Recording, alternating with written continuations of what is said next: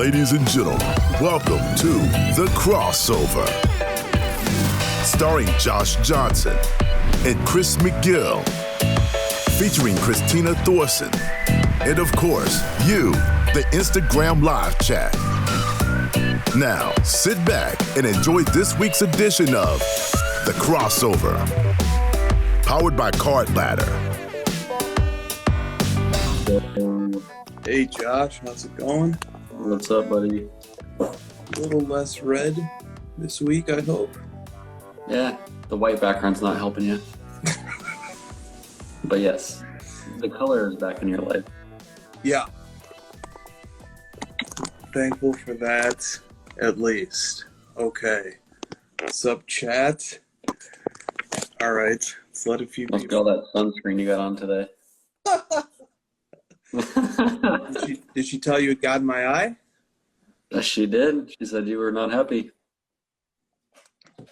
Does that ever happen to you? The sunscreen gets in the eye? Every time I go to the beach, it's like the salt water plus the sunscreen every time. All right, good. I'm glad I'm not alone. You're not alone. All right, so welcome everybody to the crossover. Today is Friday, May 20th, and no longer Friday the 13th. Glad to have that one over with without a hitch. So, I don't know if we want to talk about it. We have a few updates to the Card Ladder website, some low-key stuff that happened in the app. I'm ready. Okay, and then you have a mail day or two as well. 5. Okay, well, which one do you want to do first? I'll do the app. I have it ready, so let me just turn this around real quick. Sure. So on the dashboard, your custom dashboard, before it was just the CL50, now you can actually customize it to be whichever index you want, and your dashboard will always show this index. It'll save it. So you could just switch and you can just switch between them too. It's nice for people, maybe you want to see a different one every morning when you log in or something. The other change is on your collection. Don't mind the code stuff. I added a field for your cert because I've been adding all of my cards to my collection using the PSA feature that I added a couple months ago. It's just faster and it gets me a good head start. And then it also pulls my cert on my slab automatically, which is nice. And so then, I really like looking at the PSA cert page. So we added the cert here, and you can click the link, and it will actually take you to the cert page for that card. It'll show you the updated population. You might even have a scan to look at. You'll have information about how many cards are graded higher, etc. Just helpful. I think, a lot of people I've always talked about grading being good because of the documentation, so I'm kind of bringing that to the forefront here. It works for BGS and SGC. There's just not a way to link to a cert page, so I just copy the cert to your clipboard so you can paste it on the site. Nicely done. Awesome. Okay. Did you have any updates? I do not have any updates. Oh, cool. How about those mail days? Do I have any updates? Mm-hmm. No. Okay. Yeah. How about those mail days? Let's go. I assume you don't have any mail days because you're out and about again. That's right. I don't, and I wouldn't anyway. Okay. So 3 of these are repeats. I got them on Saturday, and I haven't shown them on Crossover, and I usually like to keep the tradition going of showing them on Crossover, and I've got them ready. I know this guy's trash, but still gotta collect them. CP3. This one's actually numbered to 15. A lot of the exquisites are, 25 or 50, so that one's kind of nice. The auto's a 10, so I'll probably auto grade that one and get that one. I'll do the other repeats. This one I showed already on Saturday, but this is an RPA. Chris Paul, 1 of 25. This was under $2,000 for a Chris Paul RPA. I'm not complaining, man. No. Keep them coming. And then this one is the big boy. This is my big acquisition of the month. Congrats. Amazing. Second year Bowman Chrome Gold Pop 5. And then the new ones I got yesterday. The first one is Mikal Bridges Cracked Ice PSA 10. Check out the serial number. Oh, Six? Little double jersey number. double jersey number 25 at 25, and Bridges is number 25. Ah, I believe this is a pop 2. You know how much I love these cracked ice, so I've been wanting to get a cracked ice Yeah, it's PSA beautiful. to somebody, so I'm happy to get that one. And then you guys will like this one. Little nostalgia, maybe? Yeah, it's amazing. Did you guys ever pull a 20, or you pulled a 3, right? A 3. Costas Antetokounmpo. You guys never pulled a 20? Mm-mm. Yeah, these are neat, man. They're basically the same. It's just that the window is holofoil. It's the only difference. But I think, I like holofoil. Oh, me too. I think those are the nicest looking. The out of 20s are the nicest looking RPAs from 18, 19. I thought so too. And then I have the other, I have the PSA 10 one, but the patch is kind of lame, so I wanted one with a really sick patch, and then the auto is perfect on this one, so that's it. Congrats. That's awesome. All right, man.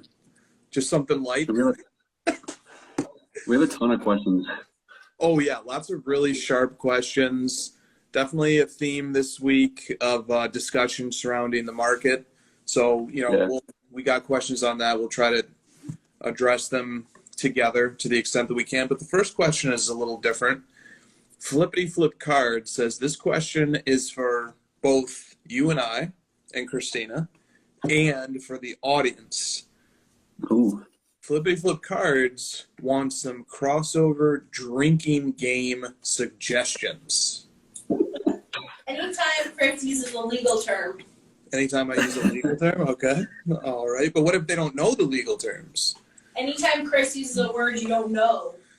Oh, I don't think that happens very often. There was an episode where Lamine defined like a word. He's just a every troll. 5 minutes. Let him troll. I think anytime like I mention LeBron or CP3 and you mention like Luka or Jokic or something. Yeah. People would be drunk off their ass. When you first read the question, I was like, we got to find stuff that's like not easy to happen because we have a 3-hour show. People are just gonna be wasted. Anytime Chris mentions dentists or kids. That's good. Yeah. All right. Yeah, there we go. Anytime Christina interrupts. You'll be fucking wasted. Christina says you'll. I think anytime me or you, I feel like I do it more, but we get a question about investing and one of us like rolls our eyes or scoffs at it. That's a good one. Or anytime a rant begins, whether you kind of have to, you have to see it to know what it is. Right. But anytime a rant happens, I think that's good for a swig, not just a sip. I feel like people watch this show for the rants. They're just like they're here for the rants. Yeah. All right. Some good ones in the chat too. All right. Hobby Champs says PSA ending the backlog in a couple of months and lowering grading costs is going to inject new life into the hobby. Buying raw to grade is a major market catalyst that's been missing or it's been too expensive for too long. What do you think? Yeah, I mean, you kind of started this before I did, but I mean, you call that being one of the main factors for the market booming, and then the market kind of correcting post April or May of last year is when grading shut down. It was almost like a direct correlation. Yes. Yeah, man. I mean, when guys are able to grade and flip cards, it gives them liquidity. It gives them cash to go buy more cards, and just the ripple effects of money flowing through the hobby is tough to understate. So I mean we've covered this topic at length. I don't think we need to rehash the whole thing here. I thought Hobby Champs summed it up pretty nicely, though.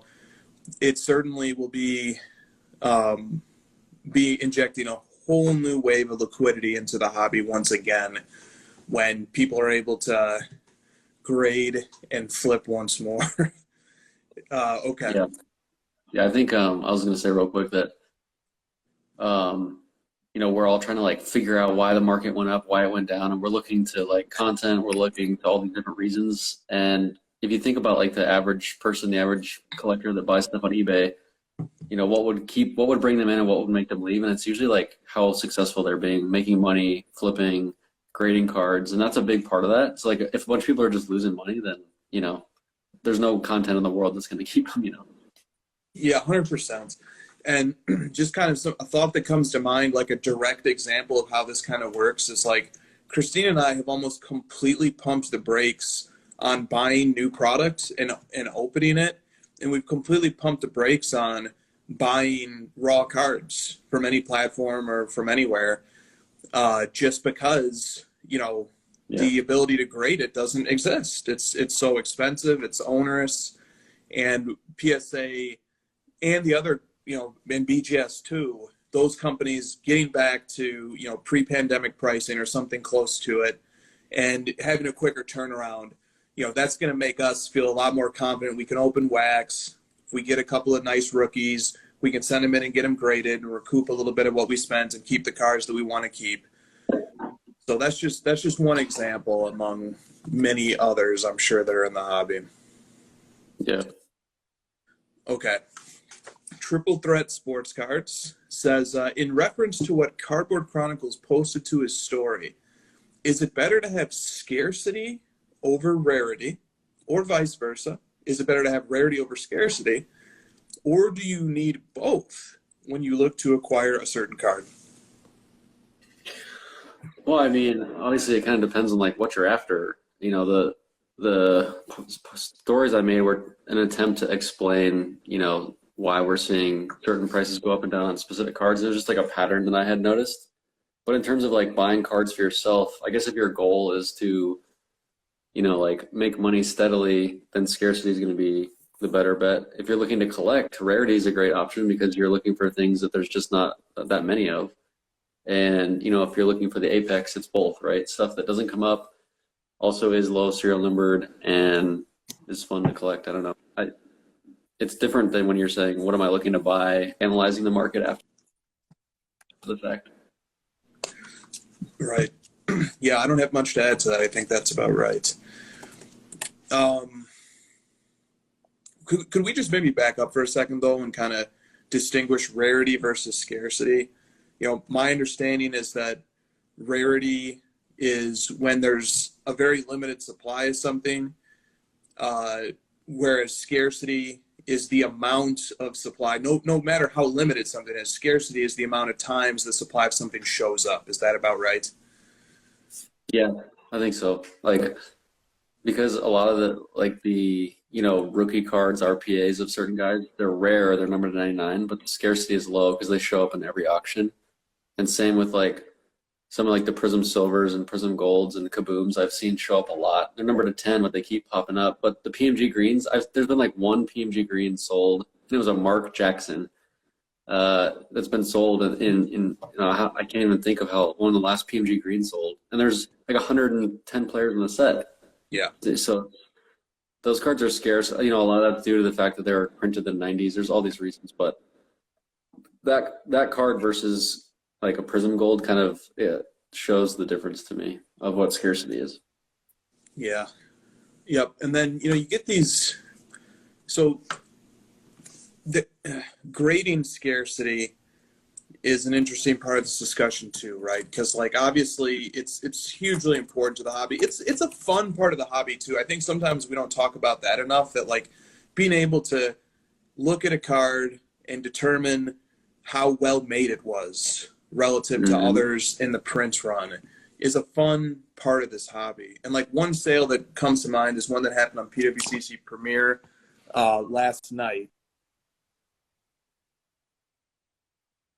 Ray Allen, PSA 10, it's a population 2. It's the card sold for 69 grand, which is just a monster price for this card, an all-time high. And the previous sale was 6 grand in 2019. So here I think you have a card that isn't super rare. There's a decent number of the chrome refractors out there. It is rare in this condition, but it's also incredibly scarce. I mean, there's only 2 of them, and it's only sold twice in the last 3.5 years. What do you think about that sale? Yeah, that's a perfect example, right? Like the gem rate on that, I think, is like 1% or something. So it's not terribly rare. They're not serial numbered. You can, I think someone messaged me like that they just sold a PSA 6. So you can actually get the card. You know, if you're not looking for a perfect 10, you can get the card fairly cheap. This one right here, I've seen this one sell like pretty frequently. I had a chance to buy like 3 or 4 copies. This is the first PSA 10 to sell publicly since like 2016, I think. So this would be a scarce graded card where I've never had the chance to get a 10. I finally did. I've passed on a bunch of 9s and 8.5s and 9.5s because I just wanted the 10. And that's another example. Yeah. And then, you know, another card from that set set an all-time high last night, but not as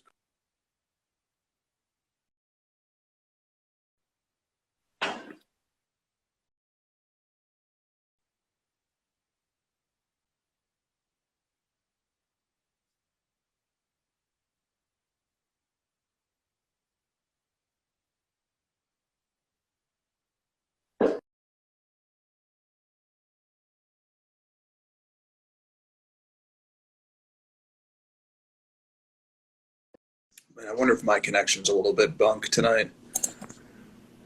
Yeah. So what do you think about this? I mean, the Nash is a pop 6.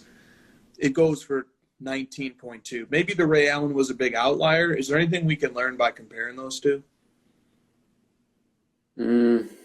Your audio is cutting out just a bit when you turn the camera. I'll stop turning the camera. Yeah, I think. This is going to sound crazy. I think that Ray Allen is still kind of cheap. Aren't there a lot of guys that want to finish that set? I think there are. Yeah, and there's only 2 guys who can do it. I think Nat has the other of the pop 2. So like, you know, maybe there's only a handful of people trying to complete that set. But dang, it's like the Johnny Moore pop is fairly high for people to complete 86 Fleer. Like it's obviously not high, but it's much higher than 2. So I would think that some people want to finish that set. But yeah, the Nash is a third of the price because there's 3 times as many copies. There's that many more people that don't have to battle for it to finish their set. Yep.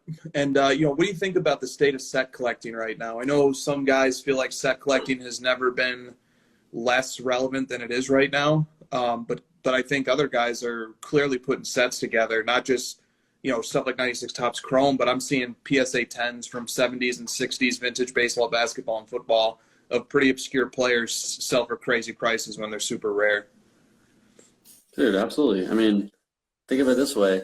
Set collecting was a thing before content really became a thing. Mm-hmm. So I just think the people that make content today, it just in general, don't set collect as frequently as other people. So you just don't get exposed to it.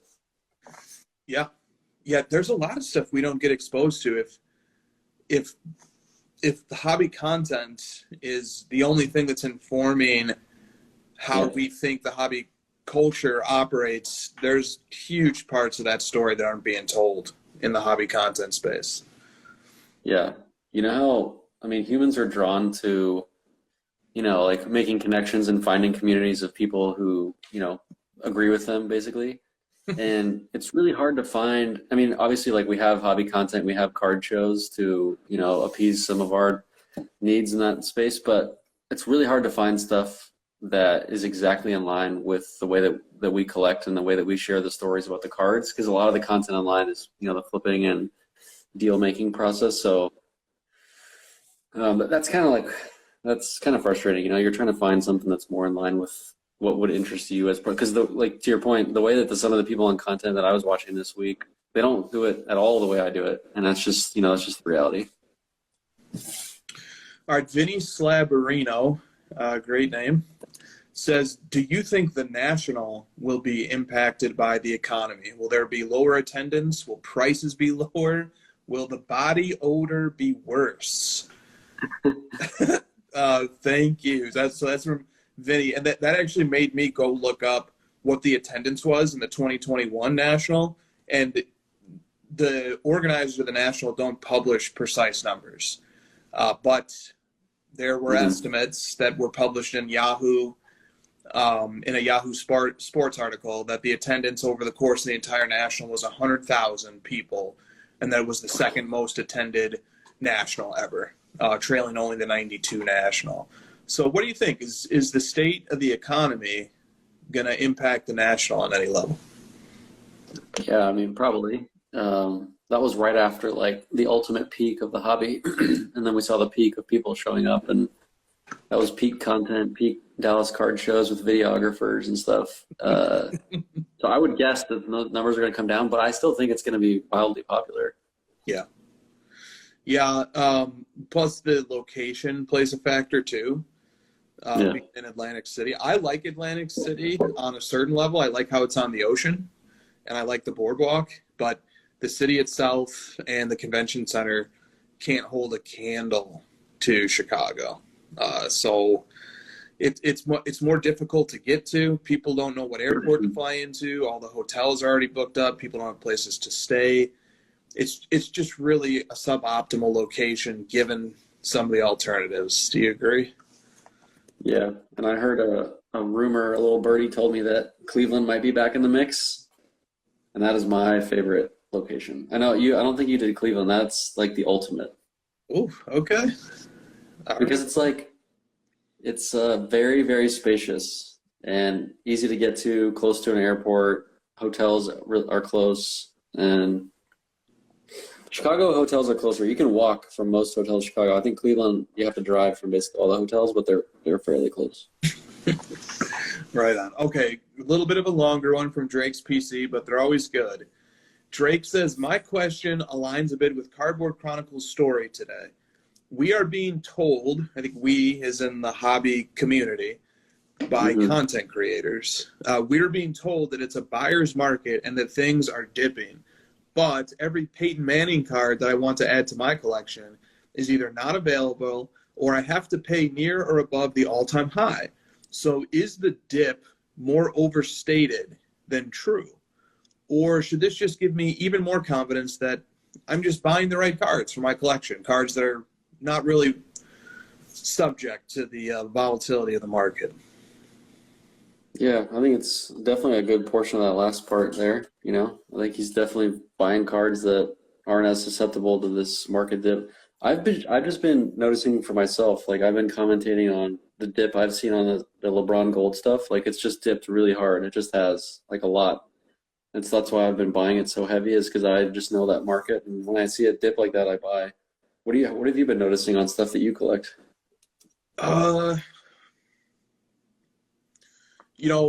We talked about this a little bit last week, but there's definitely been pockets of opportunity in like Michael Jordan cards that I took advantage of. I guess I do have a mail day that I haven't had a chance to show yet that I'll show next week. There are guys who I think are a little bit looking to recover losses that they've sustained in crypto and NFTs, and they're selling cards to make up the difference. And so I think there are pockets of that happening right now. And I think if you look, it's happening with some Michael Jordan collectors. So there have been some opportunities popping up. But, I was trying to get a Michael Jordan grail about a week or two ago. I guess it was last weekend. And I came in with a very strong offer. A very strong offer, okay? And the seller countered my offer and increased his asking. He countered my offer by about 15% above what I offered. So, clearly there's a lot of confidence in the sellers in the Michael Jordan Grail market to counter what I offered, which was a clear all-time high for that card, and to still come back and ask for 15% more. Not a lot of desperation in that market there. So, okay. We've got a guest who's going to join us for just a few minutes here, who's sent a request to join. Let me see if I can bring him in. Little treat for you guys. That Jordan was a scarce card, though. Yes, very scarce. Oh, there he is. What's up, Ken? Hey, guys. Hey, Ken. Hey, Chris. Hey, Josh. How you doing? Hey, Ken. Good. How are you? Good. I'm just looking here what I can possibly dump and get rid of so I can, cover my rent. Fire sale. I thought this would be a good time. The funny thing is I did an Instagram video we put up today I actually did it as a gag reel for Nat, because Nat, always asks me shit like, what was it like to watch Ted Williams play? How was Babe Ruth as a person? Stuff like that. You guys wouldn't know that, but like, he does that. So I made this video, and the video was me walking into a store and buying Detective Comics number 27 when it first came out in May of 1939. And some people were trying to do the math, and some people were like he's lying. One person said it's fraud. I obviously could not have walked into a store in May of 1939. But the point being is in times like this, I will say I've been in the industry longer than probably everybody else working. Right? So I have seen rises and falls before many of you were born. I was manufacturing cards in 1994, which was the crash of all crashes. So it's interesting to put perspective on things. And what you have in any market is a cycle. And we have a lot of people right now who have never seen a cycle. They've only seen an up market, whether it's a card up market, whether it's a crypto up market, whether it is a stock market up market. The single worst time, I'm 94, it was like a dead zone from 94 to 98, really. Like literally for 4 years, it was completely dead until McGuire and Sosa came out and had the home run chase, and people got into memorabilia and cards again. 2001, 2002, 2001, 2002 was pretty bad until 2003. And then LeBron James, and they came out with expensive cards and reinvigorated the entire trading card market. The worst time was really 2008 to 2009. I don't know if a lot of you know a guy named Brandon Steiner, but Steiner Sports, and he was selling, I used to go to him, a bunch of people supplied me for the TV market. I would sell high-end stuff on TV.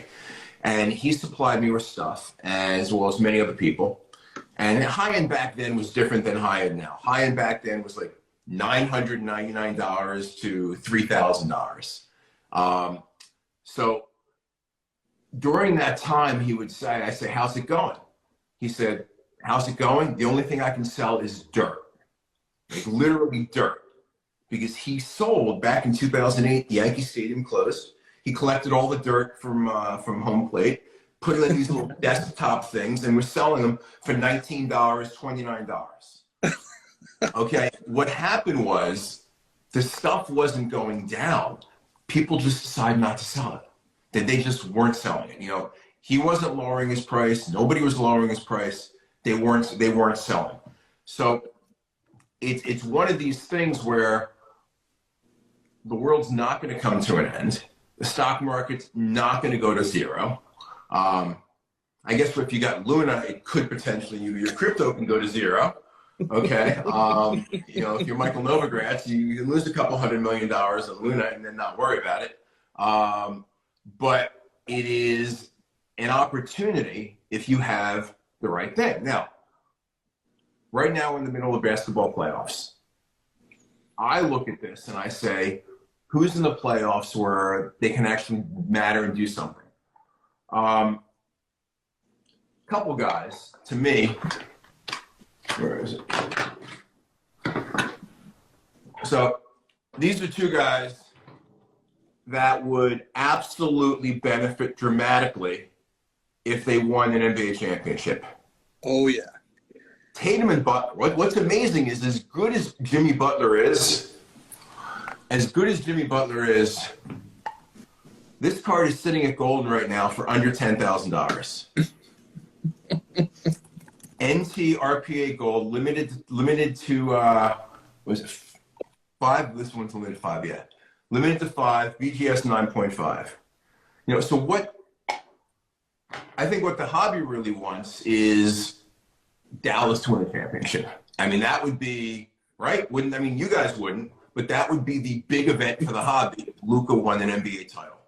Because everybody went to Luka, you know, it's not going to save the Prism PSA 10, you know, base, but it is going to certainly stop any fall, because no matter how good this guy does, it seems every month his cards go down, right? I mean, the guy's playing out of his mind, but his cards are going down because they were pumped up to such a high value. But if Luka wins, it's going to be, I think, a big bonanza. If Curry wins, you know, I think that that is another great outcome. Like, the really only bad outcome, and we often don't get this, the only bad outcome for the hobby is Miami. Right? I mean, seriously. I mean, look, I like, you know, Butler played for the Sixers. I loved him on the Sixers, but it was a, you know, there's not a lot of people with his cards. So what are your perspective when you look at things like this? And what have you, I mean, I'm going to be interested to see what happens, you know, tomorrow night, because we've got a lot of cards. I know you were talking about, like, LeBron. Where is it? So this is probably sitting at half the last comp right now, right? I mean, you can probably look up and tell me what the last comp on this card is. For those listening on the audio later, he's holding up a 2003 Topps Chrome Gold BGS 9.5 LeBron rookie. Yes. Last sale 800K. Last sale 800K. Current bid 400K. And again, this is at Goldin, and it ends tomorrow night. Because I looked at this auction, and what we did was we listened to everything that everybody said. You're running too many cards in the auction. You have too many lots. You've got too many things people don't care about in the auction. I don't want to be looking at a $500 item when I'm bidding on a $50,000 item. So we literally took the auction down from 300 to about 600 or so lots. We do have about 100 non-sport items, and you know, those are cool as shit. I mean, we've got crazy, whether it's Detective 27, whether it's first ever Spider-Man, whether it's Tupac Shakur's Hummer, just amazing. You know, Apple computer with Steve Jobs handwriting inside. Makeup kits. Huh? Makeup kits, you got it all. Exactly. Wait. Steve Jobs. Listen, we put the photo matchers to work. We have a Steve Jobs photo matched shirt, literally photo matched shirt. So, but it is, you know, we've done everything everybody wants. We've lowered the lots. We, you know, have only the best of the best, and we'll see what happens. But this is the opportunity. And if you're into game used, like I am, this is the single best auction that I've ever run. I mean, Julius Erving's ABA debut jersey, Bill from the Virginia friggin' Squires photo matched, Bill Russell's Game 7 NBA Finals when he had 25 points, 32 points and 25 rebounds in the game. Just amazing numbers from Bill Russell. It's incredible. So I remember this happened to me in 2018. We had a Kareem Abdul-Jabbar auction. The Dow went down about 1,000 points leading up to the auction, and, you know, which is 2018, a big percent. So everything went low. The Laker ring went for 150,000. The Bucks championship ring went for 125,000. The Bucks All-Star rookie jersey went for 70,000. 9 months later, we had part 2 of the Jabbar auction. We had 3 Laker rings. All 3 of them sold for over 300,000. The guy who bought the Bucks jersey sold for 70, sold for $250,000 within a year, and he sold the Bucks championship ring for $400,000. So as they say, when there's blood in the streets, that's the time to buy. Yeah, it's amazing. I just looked up that jersey, the Julius Erving 71-72 photo matched, the Squires jersey. It's at $85,000 pre-AP. So, I mean, yeah, lots of cool offerings. Thinking about bidding on that Michael Jackson makeup kit myself, but Maybe you can use it. Still haven't made up my mind yet. So, all right, so Ken, just for the guys out there living under a rock, Goldin Elite is ending tomorrow night, right? Yes. And so make sure, especially if you want to participate in extended bidding, to get those bids in before that starts. Correct. Anything else that guys should know who maybe saw that LeBron Chrome Goldin want to bid? Sure. Big thing you want to do is you have to get credit checked. If you're planning on registering, if you register with a credit card, you get a $10,000 maximum limit until you get a credit check. So you have to, as soon as you register, you're going to get an email that says, hey, how do I raise my limit? It tells you how to do it. We do that because we want to make sure, look, I mean, this is another really, really, really cool card. It's not only a Curry Gold Refractor, but it is #1 out of 50. So this is #1 in the edition. So if you're going to bid on a card like this, you want to know that you're not bidding against somebody with $800 in their bank account. And I'm sorry that I have some of the fans only girls following me around. You go live with Drake, you now have a harem of people following you around, waiting for Drake to drop in at any time. So it now haunts me on my Instagram. You guys should see the direct messages I wake up every morning to. Luckily, I don't show my wife. Oh shit! All right, that's hilarious. Okay, so Ken, that's amazing. Really appreciate you stopping by, man. Yep. I'm definitely looking at an item or two besides that Michael Jackson makeup kit. So best of luck and happy bidding, everybody out there. Any last words, Ken? I have a question. So. And I don't know, I missed my wife was late to fall asleep, which is why I'm down here a little bit later as opposed to midnight. I was waiting for her to go to fall asleep. So, okay, fine, I'm running down to the basement. What do you think of when you compare cards and you look at somebody like a Tatum, who's obviously younger, or somebody like a Jimmy Butler, who has always been very good and now all of a sudden is great, but you look at the price of somebody like a Butler compared to any of these other guys, it's just literally 5% of the card value. I mean, do you think there's an opportunity there? What do you think, Josh? Yeah, we don't have a lot of evidence of guys like rallying late in their career value-wise. I think it's usually you have to kind of have that momentum built up early in your career and you have to sustain it. And plus, remember that like not a lot of people have ever invested heavy money into Jimmy Butler, so there's not a lot of guys like protecting his value. And Tatum has a lot more momentum behind him, given like the Prism release from 2017, people coming into the hobby at that time. And Jimmy Butler's just kind of an afterthought at this point. It's hard to like regain the excitement over somebody. I mean, it's interesting because you look at something similar in baseball. I look at a guy like Bryce Harper, who's got 2 MVP awards and is 29. And his cards sell for significantly less than somebody like Tatis, who's so far accomplished nothing in the major leagues. I mean, he's hurt all the time. He's a great player, great potential. I'm not bashing him, but I'm just using him as an example.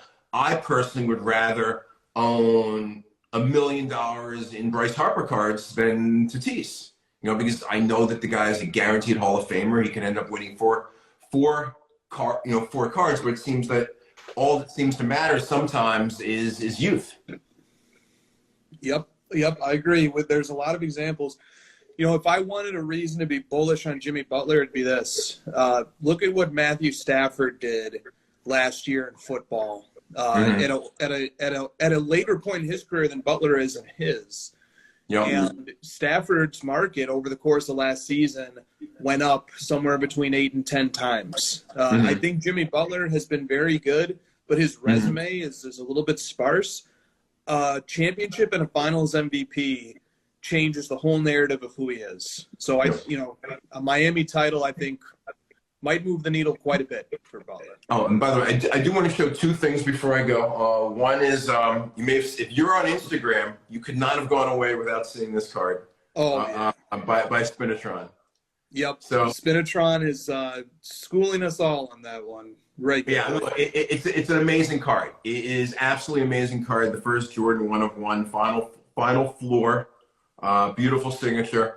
And this one I pulled only because it's gotten no attention. We've, you know, there's so many great items, but when you've got a McGrady rookie PMG green, I have to go look at what the bid is on that. It's got to be shown. It's got to be shown, especially in an 8. But again, this is a lot of you with all the cards that have been getting attention. You probably said, "Wow, I did not know this was in the auction." So yeah, there you go. Damn, 50. 50 exactly. Thank you. Exactly. That was my point. So I just wanted to get out there because sometimes you may look at a few items, but look at everything in the auction. You literally may find something a lot like 350 that you're like, oh my God, that's how good this auction is. So I appreciate you guys having me on. See people giving me digs in there. Anybody's got an Ask Me Anything comment? Oh, the Curry logo, man. I will show the Curry logo, man. There it is. Oh man. Yeah, it's so many unique cards you just never see for sale. That's the great thing. Look, you've got cards that, you know, look, you've got some of the standard cards you've seen in several auctions, but you've got some unusual ones like this that you literally have not seen in probably, I don't know if this has ever been auctioned. I don't think it has. I bet there's no sales on this card. Nope. That's the first ever public sighting of that card, to my knowledge, in a public marketplace. Yeah. Yeah, it's incredible. So, cool, guys. Show my game jersey. MJ, I don't know if I have that. I've got like 10 cards with me. I took only playoff cards. I took guys in the playoffs just to talk about the playoff theme.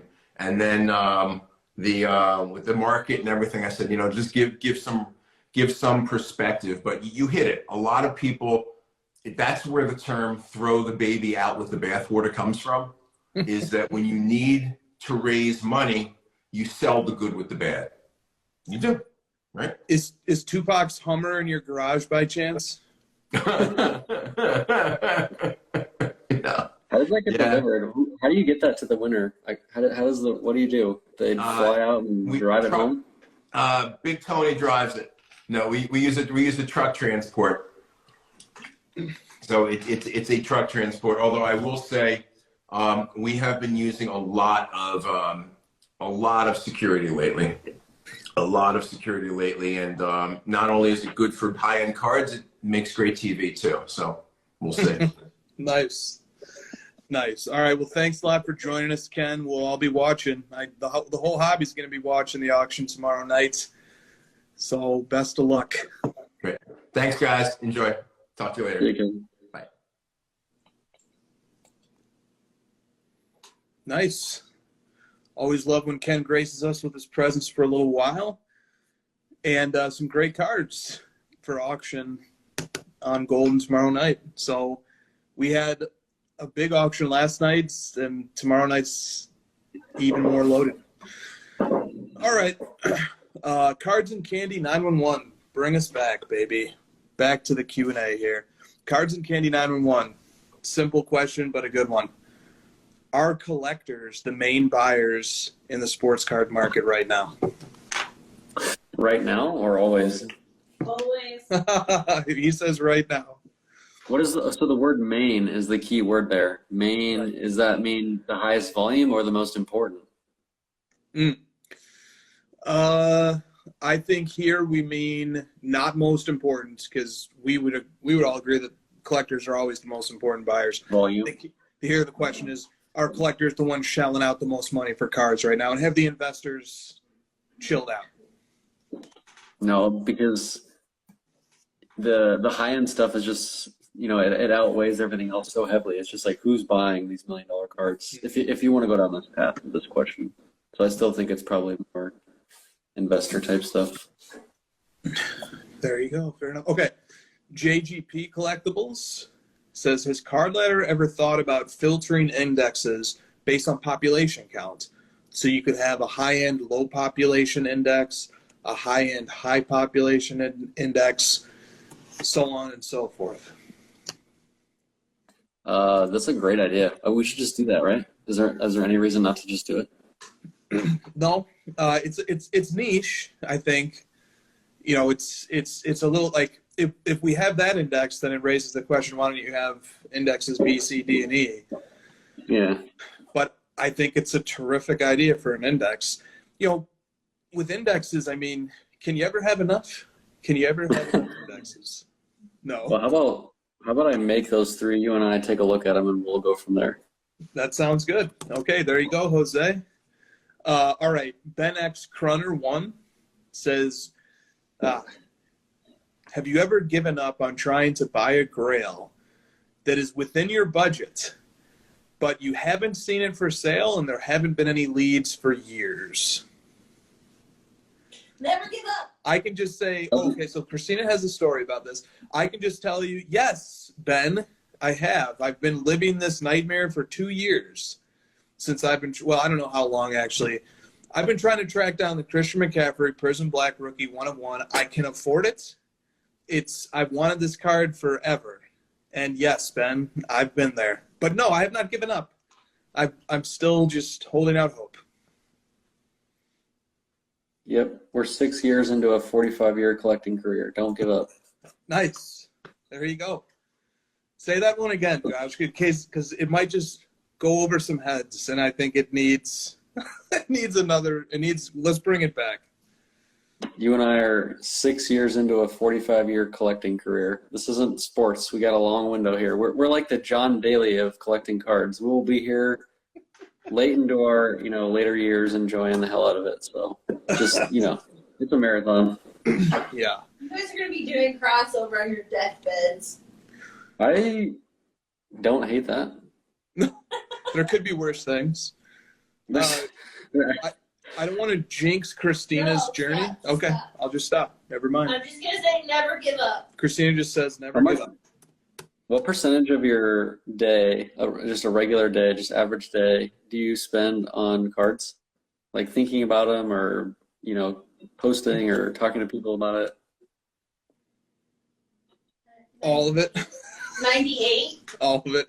Especially if you consider like watching sports is under that umbrella, then literally all of it. I don't consider that. All right. Half. Yeah. Half is hobby, half is sports. It's a weird amount. It's also like anytime I have downtime or, I'm bored, I'm just like, where can I go find some content or Instagram? Please have some new stuff to look at, Yeah. Lamine, how many hours a day do you spend making memes? Or thinking about memes, your next meme. Because that man publishes enough memes to make us think there's an army or a whole production warehouse. Okay. Awkward High Five says, it's a buyer's market, so don't be complacent. Oh, this is a poem, actually. Let me start over and read it with the proper inflection. It's a buyer's market, so don't be complacent. Great time to upgrade your PC. Just be patient. Oh. If you smell what Awkward High Five is cooking. So, all right, but that's our that last one now. That's our first poem submitted to the crossover. Let's not let that become a trend. All right. And let's not react to that. Let's just move on. No reaction. Great poem. Right. Publius 13. Oh, this is good. What are the warning signs that collectors should watch for to identify when a market has reached its peak, or when the top is in? How do you know when the top is in? When certain people are buying that card. Amen.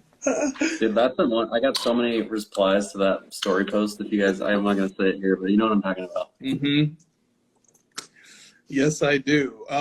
No, I'd say, but seriously, that's my answer, because when you see an article about, Drake buying a specific type of card, or you see, celebrities getting in, it's like, that's usually a bad sign. It's usually the top, because that means that it's reaching people who otherwise would never give a shit about this hobby. They just it got on their doorsteps because it's spread so far and the hype has gone so far. That's the sign. It's like, all right, it's too far. Yeah. Yep. Do you have a different answer? I know I have nothing good for this. Like, I wish I had something good. I don't. How do you know when the top is in? But you know the problem with the top coming in too quick. You know, if you could, here's like a hypothetical question. If you have a sports card and you know that it's going to double in value, would you rather it double in value over the span of 1 year, or would you rather it double in value over the span of 10 years? So it takes 10 years for the card to get to its doubling, or it takes 1 year. And the caveat is, if it doubles in value in 1 year, it can come back down. It can correct. It's more volatile. You know, I think about that. Yeah, I think about that in a slightly different way, which is like, if I could guarantee that, I mean, it's pretty similar to what you said, but if you could guarantee that a specific card will double over the next 5 years or 10x or something, but you don't like the card, you have no attachment to it, it's something you just don't care about, or you can like have 5% annual gains on something you love. Yeah. Yep. I think that's about right. We had a few. Okay, so KCS Sports Card says, when your mailman shows you a downtown that they just bought, the top is in. I think your mailman might be stealing that from you. Seeks Heat says, when Post Malone buys a Bored Ape, you know the top is in. Did that happen? I have no idea. Publius13 says, when Tom Brady has laser eyes, sell your effing crypto. I like that our audience knows us well enough to take this in that direction. They do know us well enough indeed. Okay. All right. Next question here. Upstate Sports Cards. Oh, boy. What inning are we in with the bear market, if you had to guess?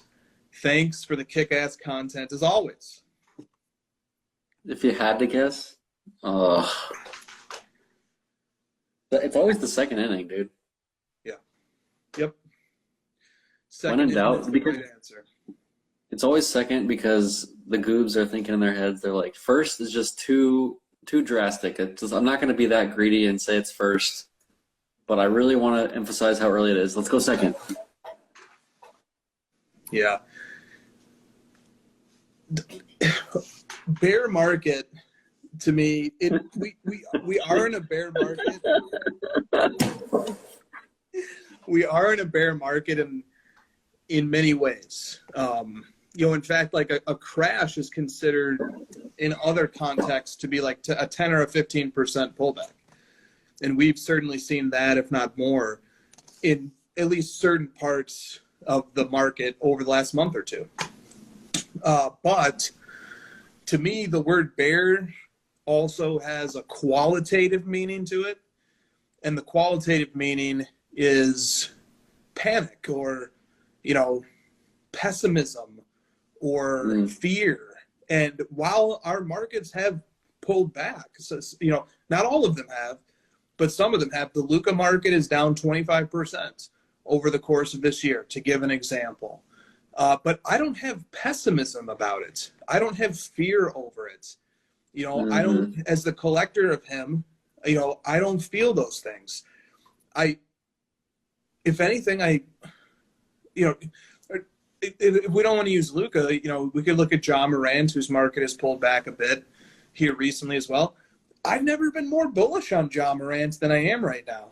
He averaged 38 points per game against the Warriors in the playoffs.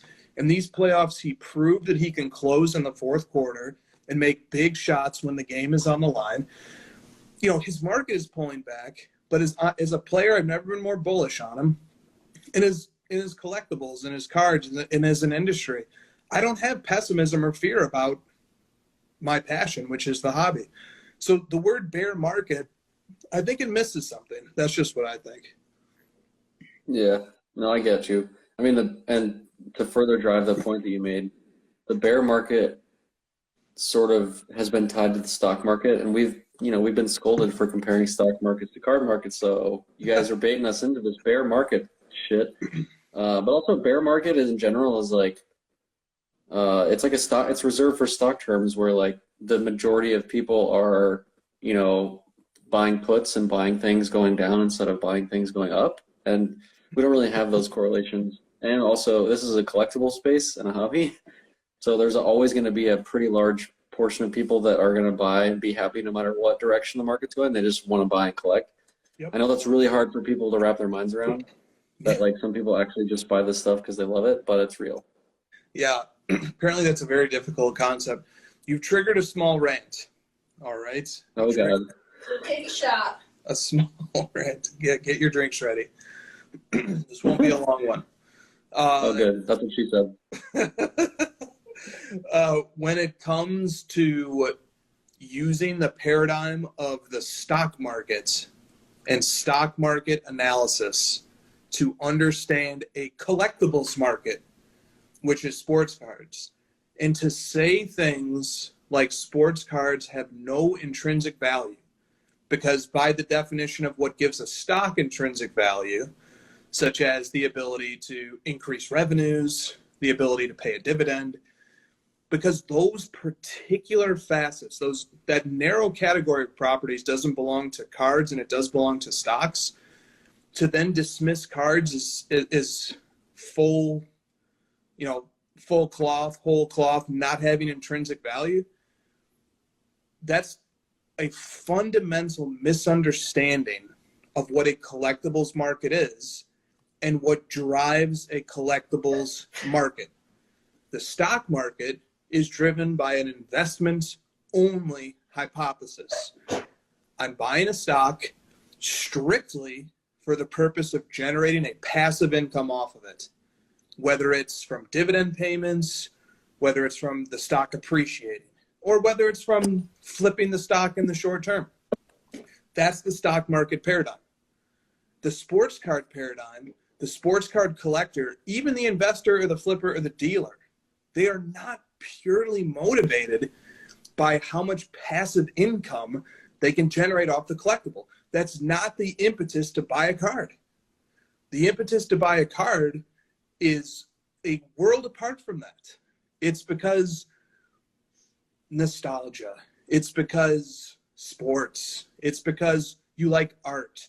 It's because you're psychologically predisposed to collect things. It's because you like physical objects. It's because we've talked about we don't need to go on a long laundry list of the psychology of collecting here, although Dr. Shirley Mueller has written extensively on it. These are the motivations of sports card collectors. So if you're trying to understand sports cards by bringing the logic of stock market investing, you're never going to understand on the most basic level what drives this market. So, and I know a lot of people only have the stock market paradigm to try and understand a collectibles market with. They're not schooled, they're not educated, because there is no education. There's very limited resources on how to understand a collectibles market. There's a few pieces of knowledge out there, but that's it. So we're always going to be two ships passing each other in the night.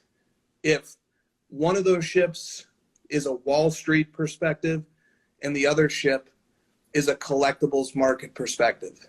These two things are not the same. You can learn some things about the hobby by bringing a stock market paradigm to it, but you'll never understand the most important basic motivations of buyers and sellers in sports cards.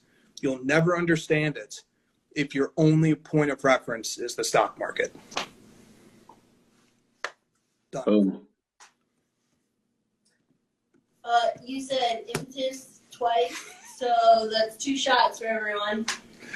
The other one that I want to add on impetus is every time Chris rubs his eye really aggressively.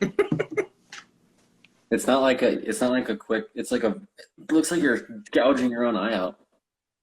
With some of the content that I've seen on Instagram the last 24 hours, I do want to gouge at least one eye out. No, but I don't want to take away from that really great rant. I think you kind of summed up like everything we believe in that little short rant. So well said. Yeah. And that's the nicest way to say it. Okay. But here's another thing too. all right, for those who have the point of view that the stock markets and index funds and bonds, that these markets are somehow angelic and perfect, and that these markets are above reproach, and that they are the gold standard by which all other markets, inevitably fall short. Well, that ain't true. And the amounts of manipulation, the amounts of speculative purchasing, and the volatility that exists in the stock market, in some instances, puts the levels of speculation and volatility that we see in sports cards to absolute shame. So the stock market worship and the whole holier than thou shall never compare sports cards to stocks because of intrinsic value, that has to stop. That is a phony, ridiculous narrative. If I, speaking, mano y mano to Wall Street guys who are in the hobby, but come in the hobby only to be critical and shit on us whenever we want to talk about our market relative to other markets, we all know they're not perfect apples to apples comparisons here. We know that.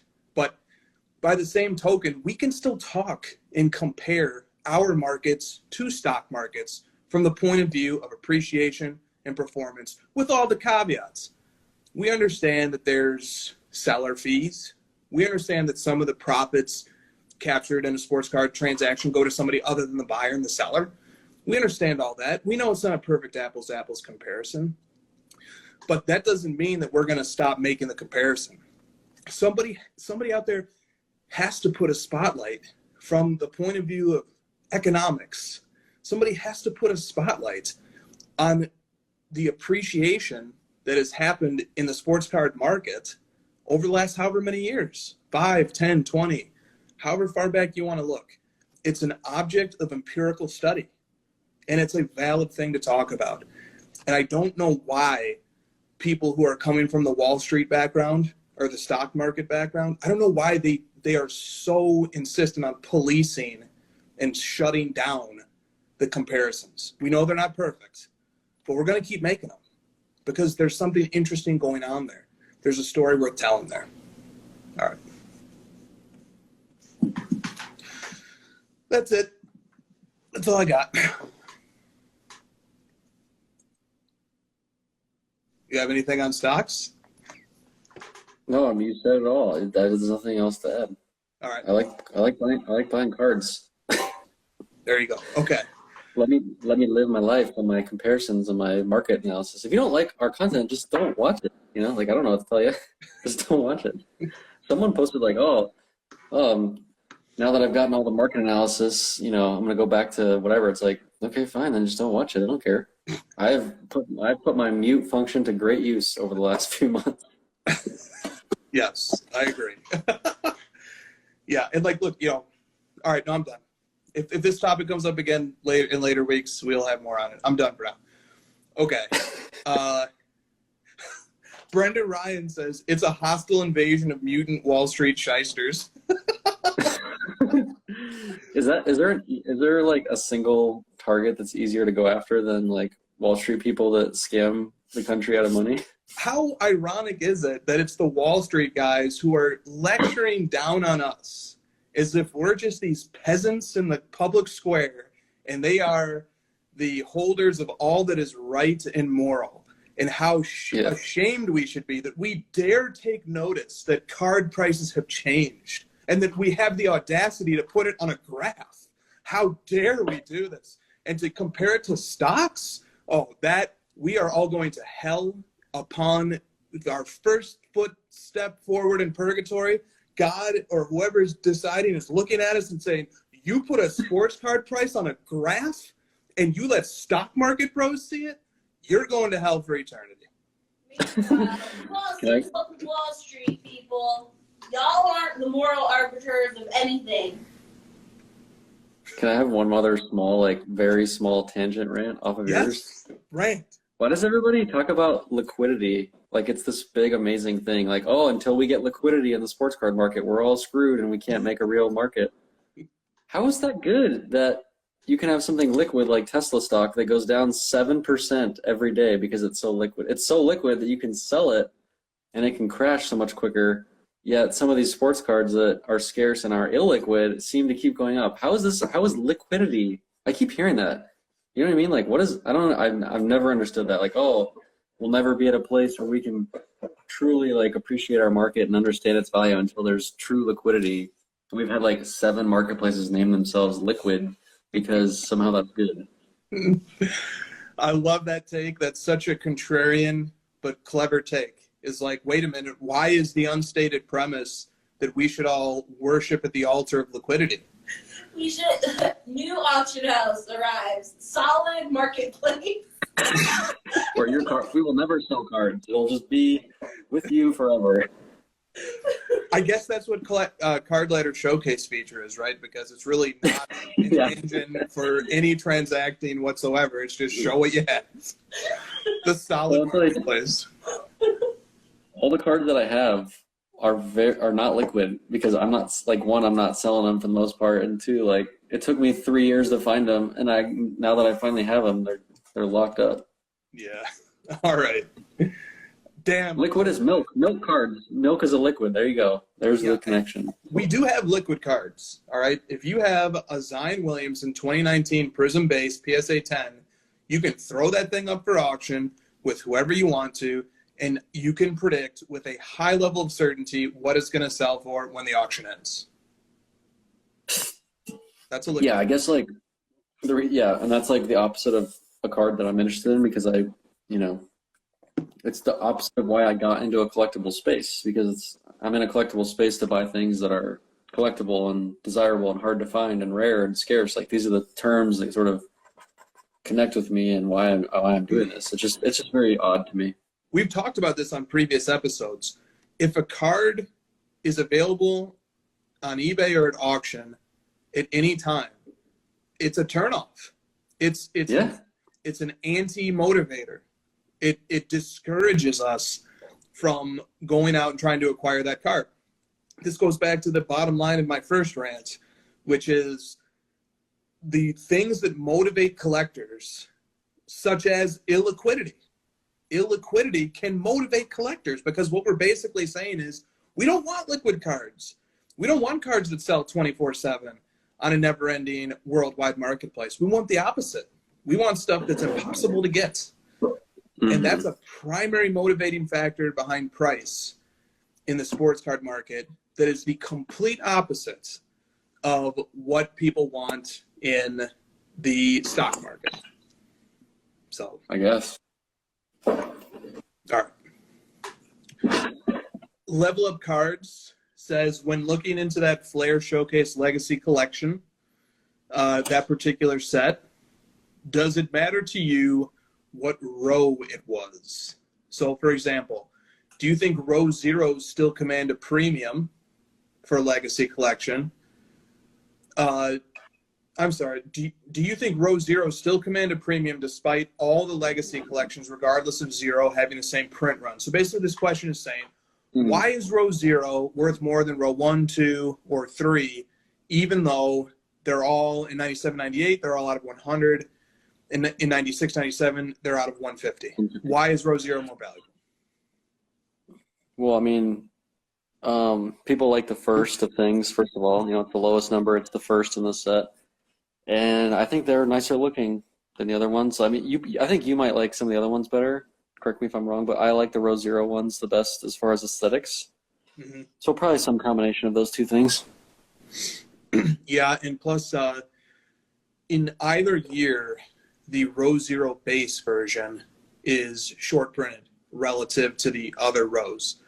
And to give like a concrete example, in 97, 98, the row 0 base is numbered to 250, and the Legacy Collection is numbered to 100, whereas rows 1 and 2 in 97, 98 are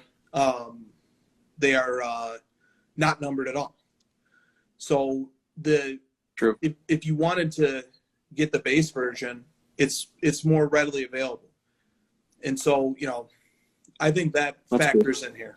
I think that factors in. I have a question that's completely unrelated to everything, but I What's the first thing you think of when you're assessing whether or not to buy a card? I'm not going to tell you what the card is, or like what's the first thing that comes in your mind of like, do I want this card or not? That's a really hard question. What's the first thing that comes to your mind? Do I like how it looks? Aesthetics? Like, what does it look like? Yeah. Yep, fair. Because I saw MK Sports Cards posted, like, what's the most important factor Yep. for a card? I don't know if his question was, like, what's the most important factor for value or, like, whether or not you want to collect it.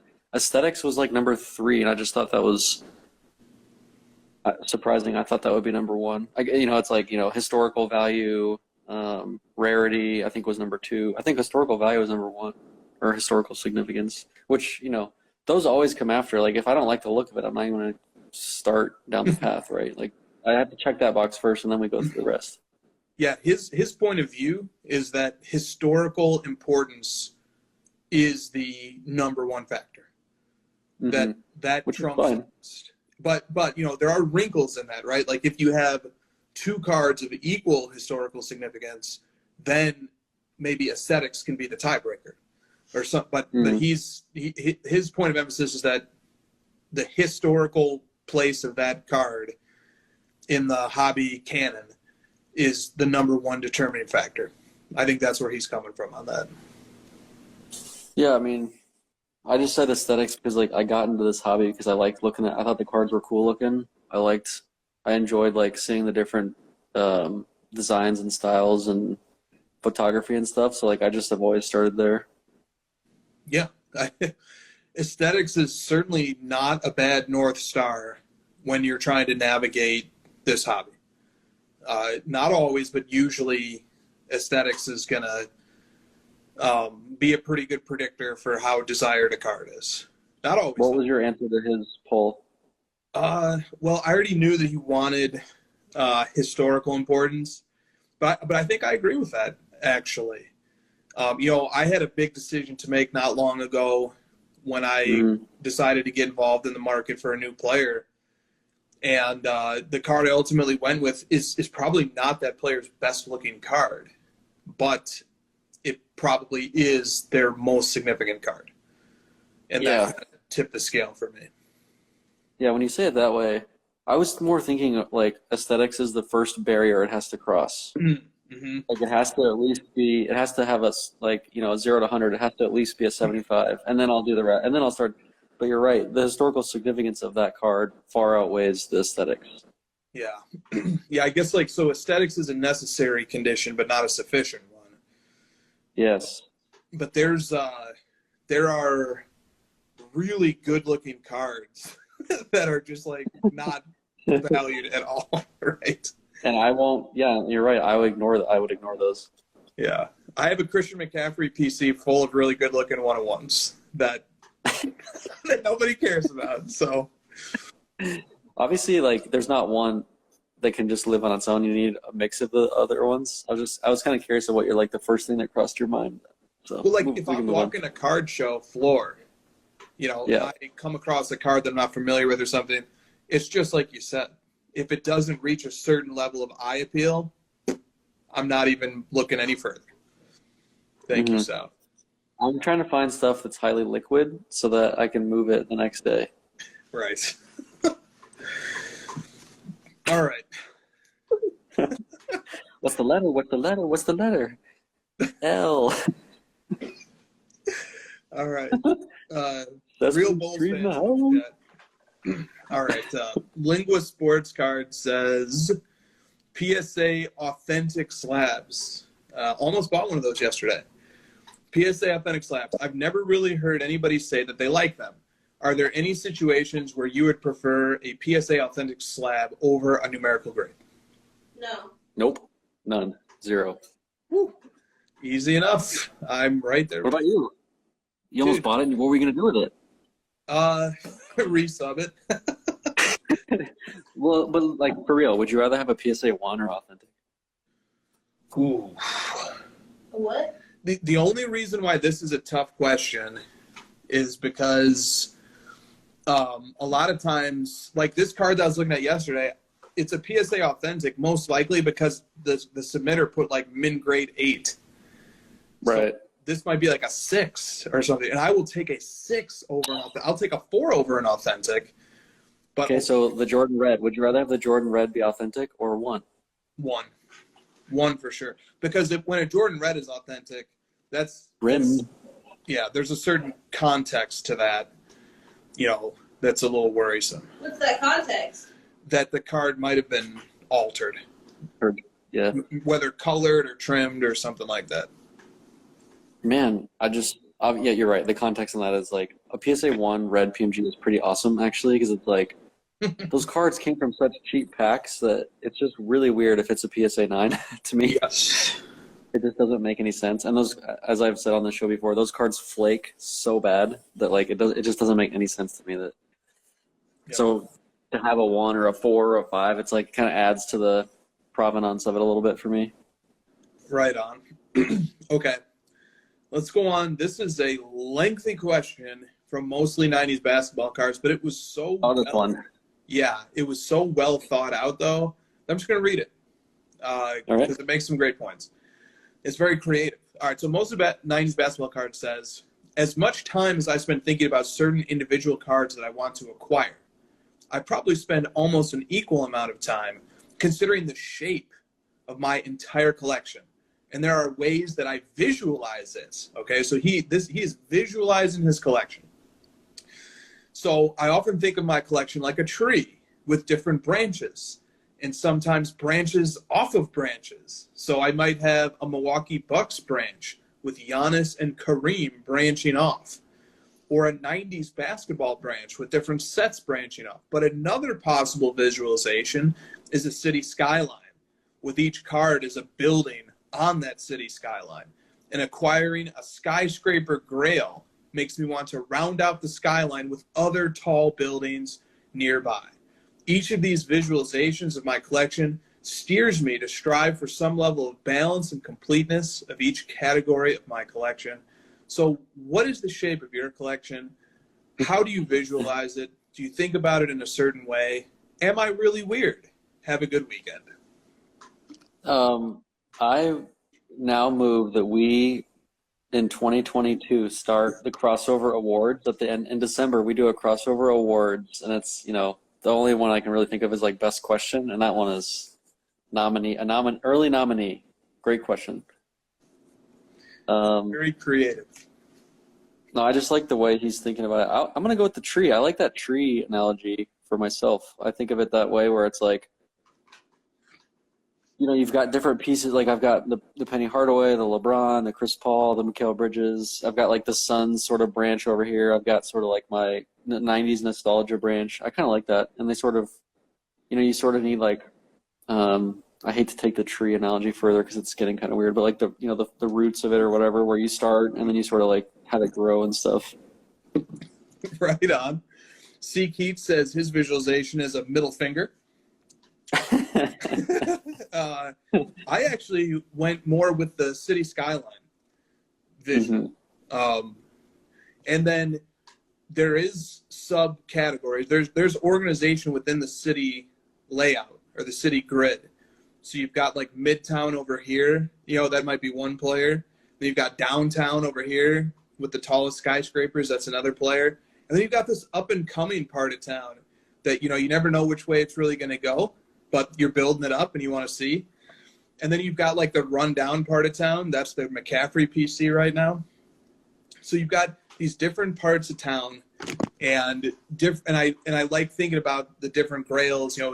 Is different is different structures. Yeah. In my city PC. Plus, you and I really are. We don't really hide behind this, but less so you, I guess, but we really like having more expensive cards. Like we just are kind of more drawn to them. I don't know if it's like part of this collecting shiny thing, but we like having more.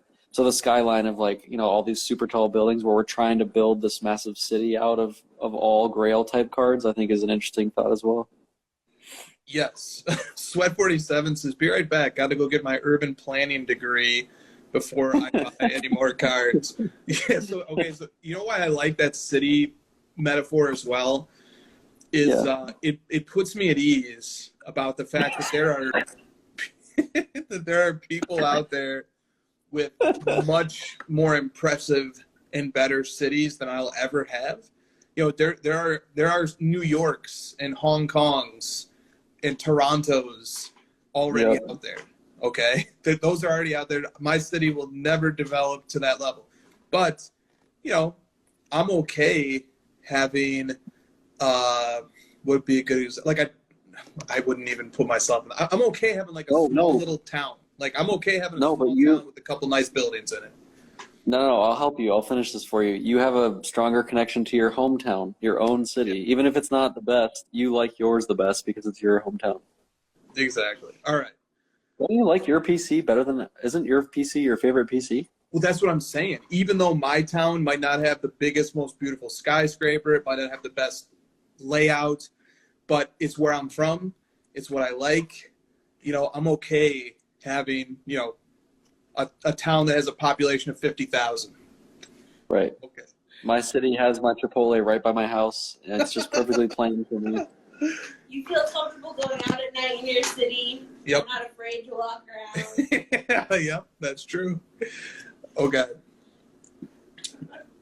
Okay. Wow, that's funny, Felicia. All right, can't repeat that one. All right. Yeah, let's go to some more questions here now that came in through the Instagram story. Let's see here. Oh, here's a neat question. I can't see who the guys. I was watching the game tonight, and I didn't have enough time to compile the questions the way I normally do. So right now, I can't see who sent in these questions to the story, so I'm not going to be able to credit. But that's just a one-time thing. Don't worry. Okay, so question from the stories. Is it better for sports and sports cards if there is parody or if there are dynasties? This is such a hard question. And it's kind of like what Ken was talking about. Is it better if Luka wins or Jimmy Butler? And I've been saying the parody thing for a while. We're going to have parody already, no matter who wins this year, because it's going to be, except for the Warriors, I guess, but the Warriors haven't won in a while, so we already have some parody. I tend to think it's dynasties, but I don't know, man. I don't really think it's going to matter that much. Like, I don't know that we're going to be able to go back and measure, like, oh, this is when the hobby failed because 3 different teams won the championship 3 years in a row, you know? Yeah, I think that's about right.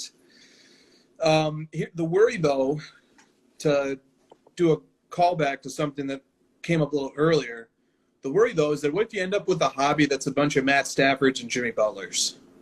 Yeah, a bunch of one-ring guys. Yeah, that's the concern. You know, we want to feel like historically important things are going on. Yeah. We want to feel like that's happening. Okay. Like, do we need the next LeBron, right? Right. I think that might be part of this, is like, are we looking for the next LeBron in the basketball hobby to kind of take over? That part of it kind of makes me lean towards the dynasties. Yeah. I want to caution that there's not going to be a next, and you know this, I'm not saying you're saying this, but there's not going to be a next LeBron. There might be. No, I know, but like, yeah. Yeah, of course. I mean, like the next, hobby staple where it's like, this is the guy who defined this era or whatever. Yeah. Look at this. Christina says, I heard Hoj say that's funny, Felicia, and I immediately hopped on to see who the fuck Felicia is. I saw you join the chat. I was like, yeah, I know why she did that. Hi, Jordan Hudson. All right. Yeah, Chewy goes, Christina, I felt that when he popped in. Yeah, everybody noticed that. Oh, yeah, I was like, how is she not already in here or what? All right. Because I'm trying to work. Like, I have the chat open. I read the chat. So Christina was like, Felicia. Christina, how about this? If it's ever weird, I'll message you when you should hop in. Thanks, Josh. I'll leave. I know what to look for between the two of you. You guys are a special pair. We're not slandered. There's 3 Jordans in the chat right now, so this is very tricky. It's Hudson. No, but I'm talking to Jordan Clark right now. Uh-oh. Jordan, we are not slandering Jimmy Butler. We said nice things about him earlier today. And Ken Goldin came on and held up Jimmy's NT RPA out of 5 gold BGS 9.5. You're the only content creator I've seen giving flowers to Jimmy Butler Yes. before this whole logo man thing hit. So props Thank to you, you. man. Before the logo man hit, right? Now it's like, oh, Jimmy Butler underrated, freaking logo man. But before that, it was just you calling out his PER. You know, stupid PER.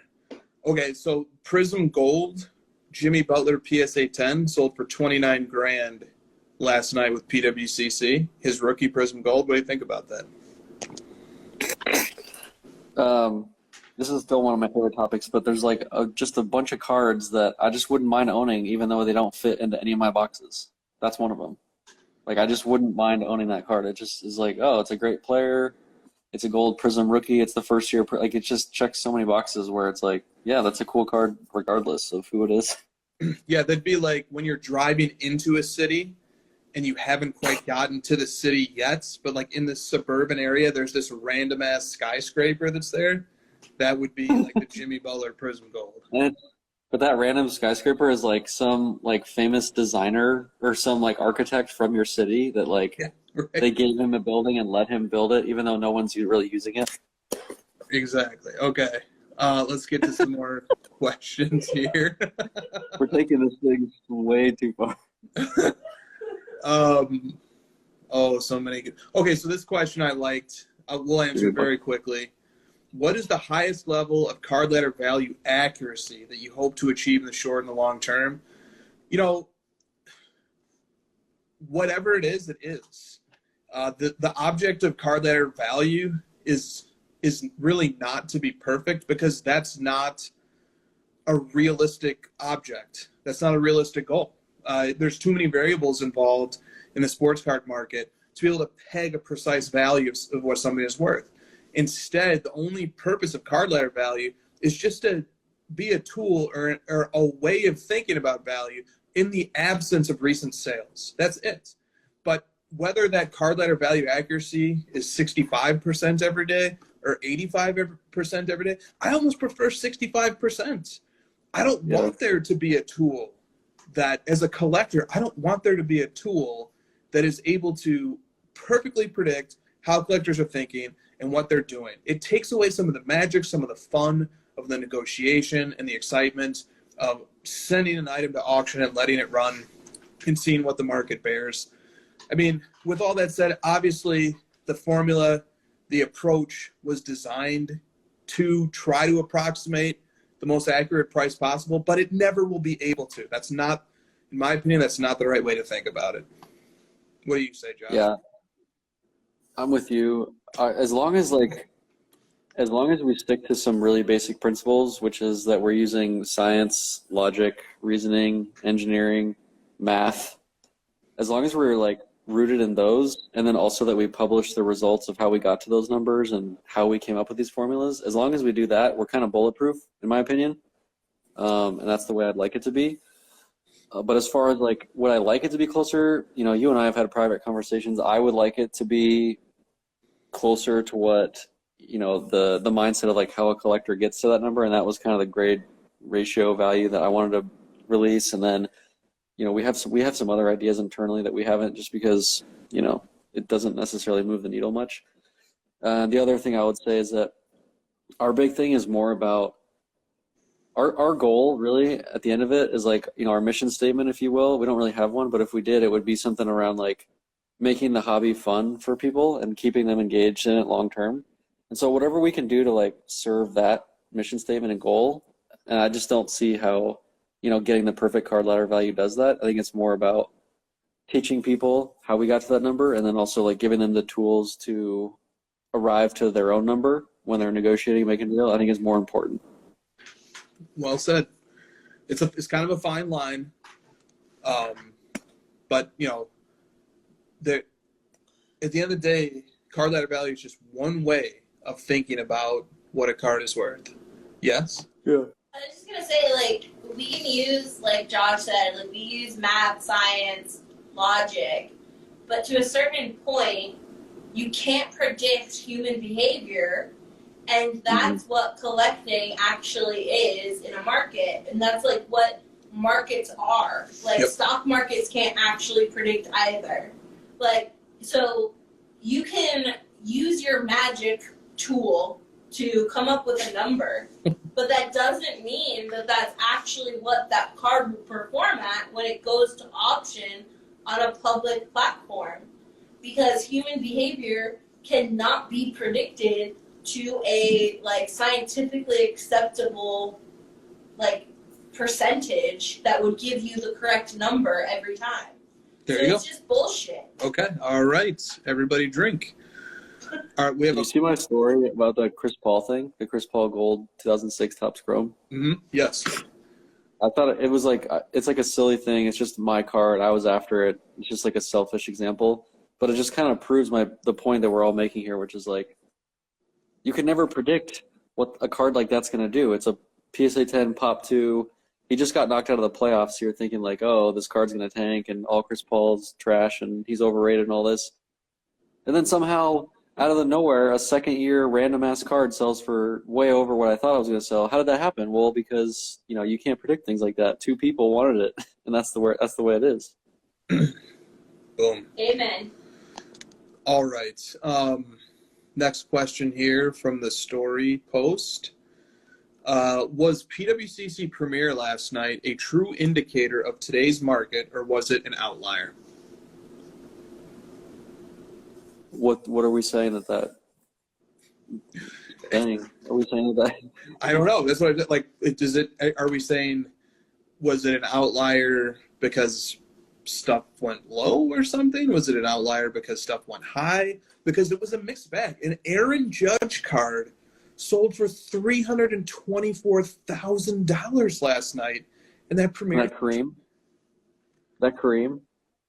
A Kareem Abdul-Jabbar non-rookie card. His 1986 Fleer sticker PSA 10. Sticker. Like a pop, not even the base. Not even the base. It's a sticker. It's like a Pop 14 or something. Which explains a lot of the appeal there. Also, Kareem being one of the greatest players of all time is a big part of the appeal too. But it sold for $240,000. Okay, so I'm actually looking at the card letter graphic that Stiff Arm Wax made for this card. Okay, it sold for $250,000 last night. Do you know what that card sold for less than 3 years ago? The prior comp? 10 grand. 17 grand. I want to cut you off and skip ahead to the answer for me, which is that last night was a perfect microcosm of the hobby, which is a lot of cards followed a trend or a pattern based on the liquidity or population of them, the scarcity. Some of the cards have just been continuing in their downward trend, and then you got cards that just you never see, collectors want them, and they just fucking go nuts, and then some don't. It just, I don't know, it just felt like a normal auction to me. I was trying to break it down, and I really didn't want the tone of my stories to be oh my god, everything's going to shit. It was just the patterns that I'm noticing, and I really like to see those patterns and call them out. And then also just oh my god, an Aaron Judge sold for $400,000 to your point. This is amazing. Yeah, mixed bag to be sure. I like that answer a lot. It's not an outlier. Excuse me, it's not an outlier, but you really have to dig into all corners of that auction, because there was some Kobe patch auto card that I'd never heard of that sold for over six figures. I'd never even heard of this card before, and there's lots of but we're so hyper focused on what either is super present in the hobby content landscape, and a lot of that stuff. What did the Jordan Clear sell for? Yes, and a lot of that stuff isn't doing. A lot of that stuff just got overheated, and now it's corrected, but it's still many, many multiples of what it was just a few years ago. So, zoom out, bro. Zoom out, and so so there's a feeling that that this is something catastrophic. But no, probably half the cards that sold in that auction, or something close to it, were staggering prices, record high prices, but the other half weren't. And the half that weren't seem to really be the focus of the hobby right now.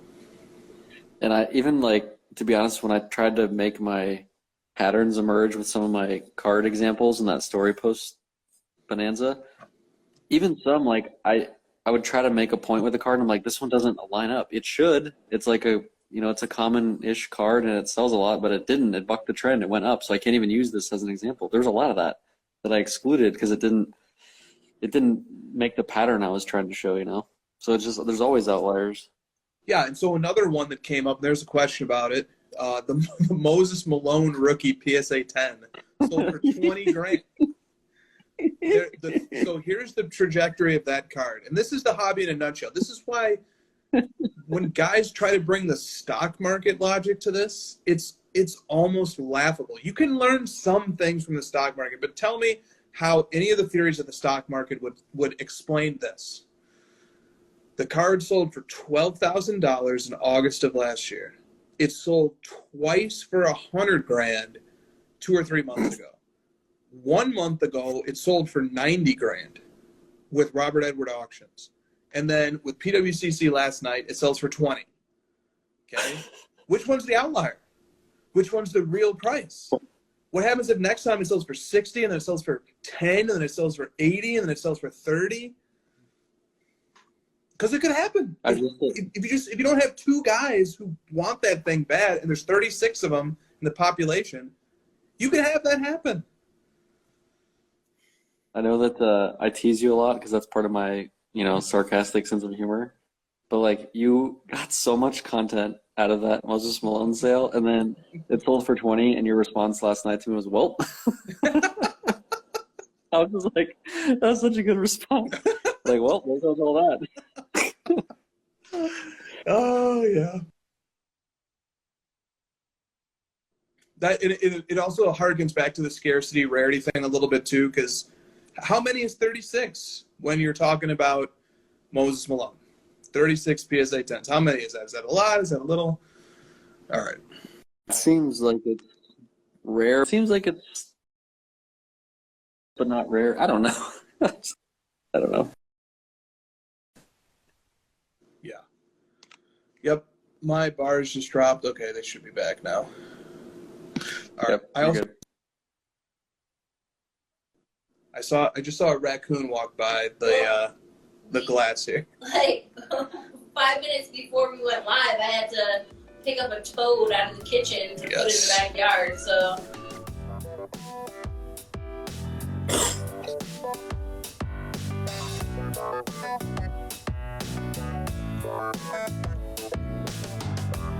All right, let's hope these bars can pick up a little bit here.